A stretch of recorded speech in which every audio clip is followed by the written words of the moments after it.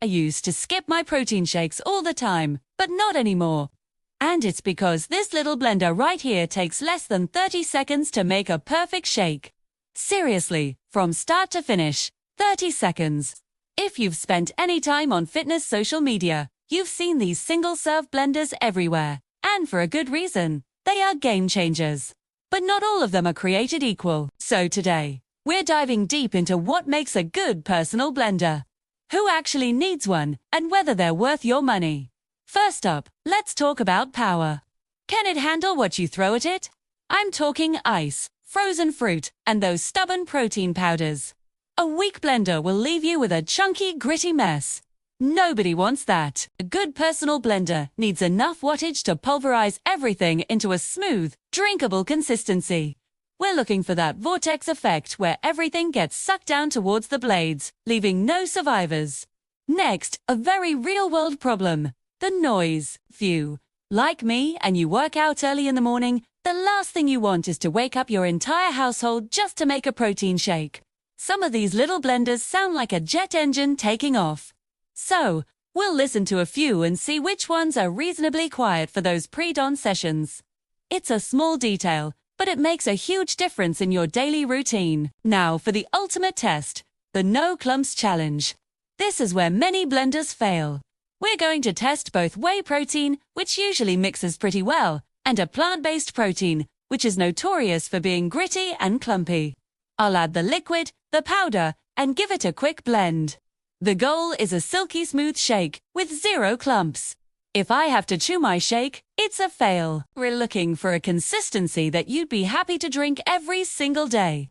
One of the biggest selling points of a personal blender is the convenience. The entire process should be seamless.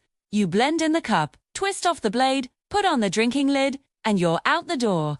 When you're done, you just rinse it out. It completely eliminates the excuse of "I don't have time" or "I don't want to clean the big blender." This blendering rinse cycle is what makes it so easy to stay consistent with your nutrition. So, let's look at some popular options.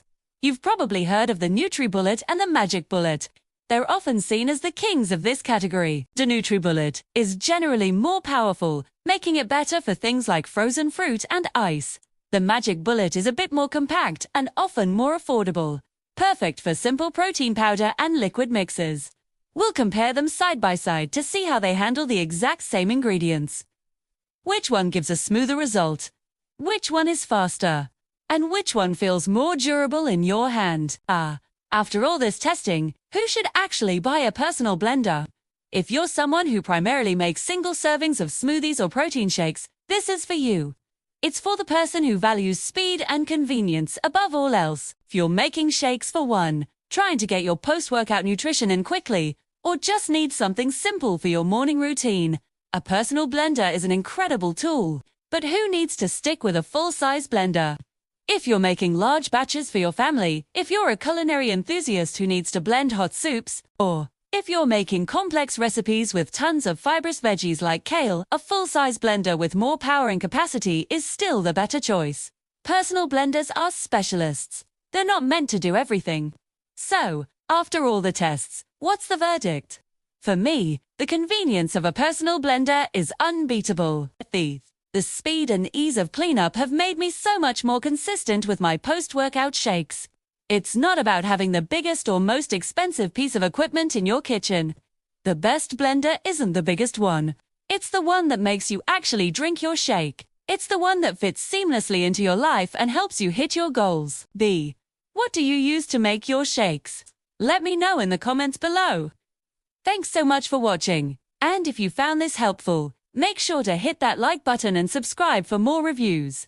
See you in the next one.